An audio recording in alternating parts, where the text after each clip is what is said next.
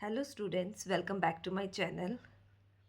तो आज हम क्लास 9th बायोलॉजी का नेक्स्ट चैप्टर टिश्यू स्टार्ट कर रहे हैं।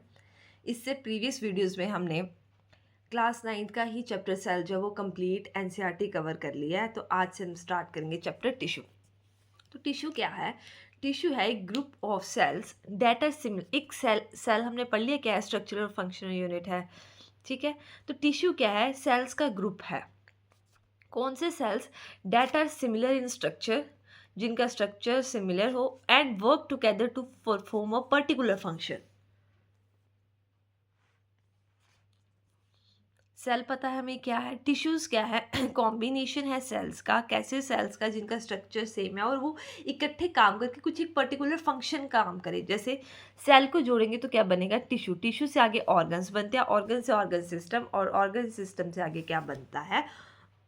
ऑर्गेनिजम्स। जैसे हमारी बॉडी के मसल्स हैं, नर्व्स हैं, ठीक है। अभी काम कर रहे हैं, कैसे कर रहे हैं? कुछ टिश्यूज हैं इसमें। टिश्यूज किससे बने हैं? सेल्स के। ऐसे सेल्स का कॉम्बिनेशन है टिश्यू जो इकट्ठे जुड़ के एक पर्टिकुलर काम करेंगे, राइट। उसके बाद फंक्शंस हैं कि टिश्यूज के division of labour, structural support देता है और एफिशिएंट फंक्शनिंग करता है, ठीक है।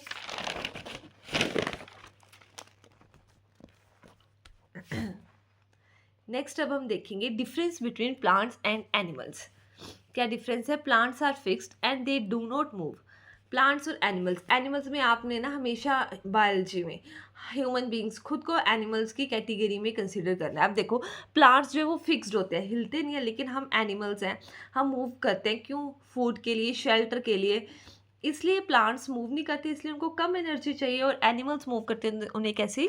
ज़्यादा एनर्जी चाहिए। तो यही लिखा है first point, plants are fixed and they don't move, therefore use less energy. Animals move for food, shelter, so they require more energy, right? First point clear है। second point क्या है? need to stay upright. अब plants के tissues कैसे हैं? खड़े रहते हैं एकदम सीधे, तो उनको हमेशा सीधे खड़े रहना पड़ता है, तो इसलिए उनके पास ज़्यादा स्पोर्टिव टिश्यूज हैं।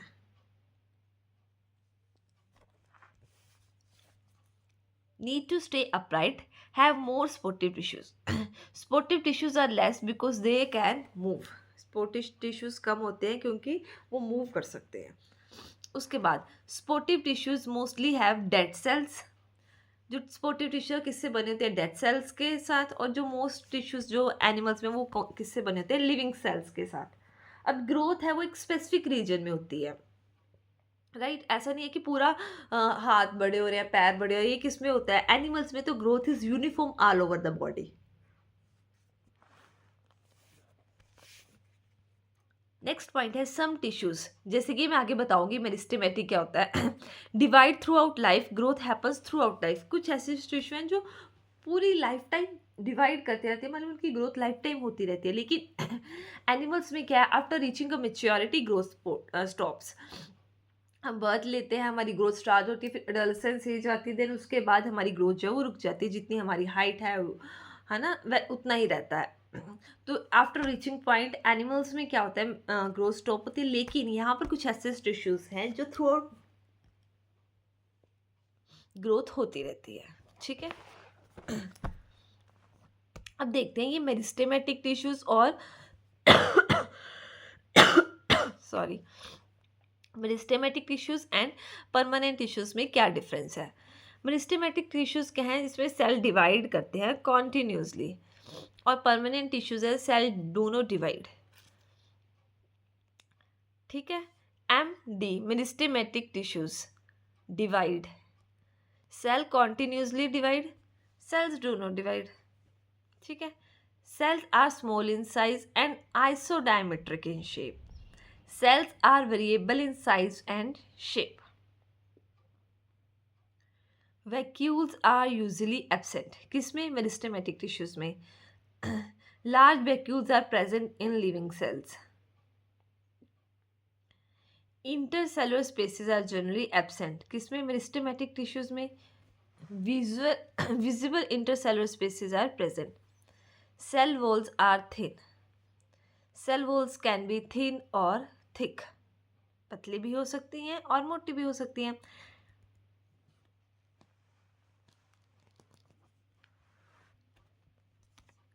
देखो क्या है, जो मेरिस्टेमेटिक टिश्यूज है ना वो कॉन्टिन्यूसली जो है वो डिवाइड होते हैं। एमडी आपने याद रखना है कि डिवाइड डिवाइड होते रहते हैं, वो डिवाइड नहीं होते परमानेंट।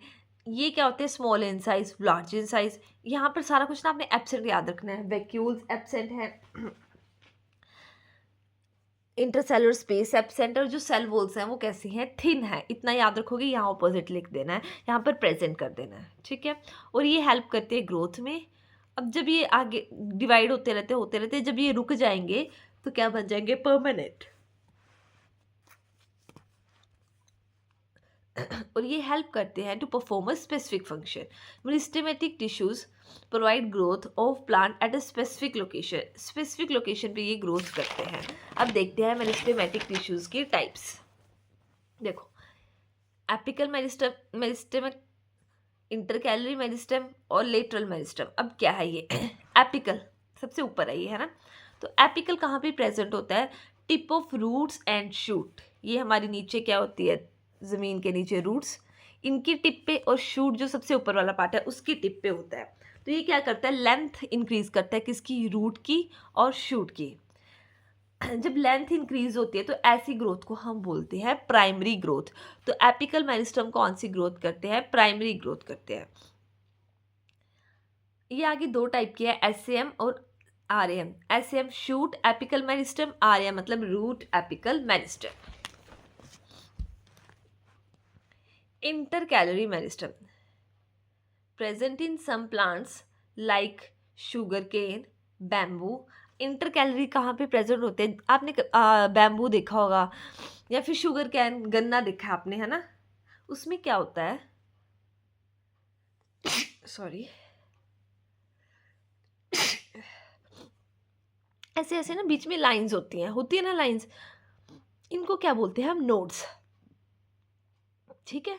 और ये क्या है, हमारी नोड्स, इनके बीच के जो डिस्टेंस है इसको क्या बोलते हैं, इंटरनोड, ठीक है। तो जो इंटरकैलरी मेरिस्टम है ये क्या है, इंटरनोड। इंटरनोड के बेस पे, मतलब यहाँ जैसे ये प्रेजेंट होते हैं इंटरकैलरी मेरिस्टम, ये क्या करते हैं, मेक स्टेम लॉन्गर, स्टेम को लंबा करते हैं, help in growth of grasses. आपने देखा होगा कभी, अब देखना, नोटिस करना, गन्ने का जो पेड़ है उसमें पहले इतना गैप था, फिर वो गैप बड़ा हो रहा है, बड़ा हो रहा है, बड़ा हो रहा है, गैप इंक्रीज हो रहा है। तो वो क्यों हो रहा है, ड्यू टू इंटरकैलरी मेरिस्टम। यहाँ पर वो इंटरकैलरी मेरिस्टम प्रेजेंट होते हैं। ये क्या करते हैं, स्टेम को लॉन्ग करते हैं, help in growth of the grasses, और ये भी लेंथ को इंक्रीज कर रहे हैं। तो ये कौन सी ग्रोथ कर रहे हैं, प्राइमरी ग्रोथ। नेक्स्ट है लेटरल मेरिस्टम। लेटरल मेरिस्टम क्या है, प्रेजेंट लेटरली, इंक्रीज ग्रोथ और थिकनेस ऑफ स्टेम और रूट। और ये कौन सी ग्रोथ करते हैं, सेकेंडरी ग्रोथ करते हैं। ग्रोथ और थिकनेस मतलब थिकनेस को बढ़ाए ना, उनको हम बोलेंगे सेकेंडरी। जो लेंथ को बढ़ाए उनको क्या बोलेंगे, प्राइमरी ग्रोथ है।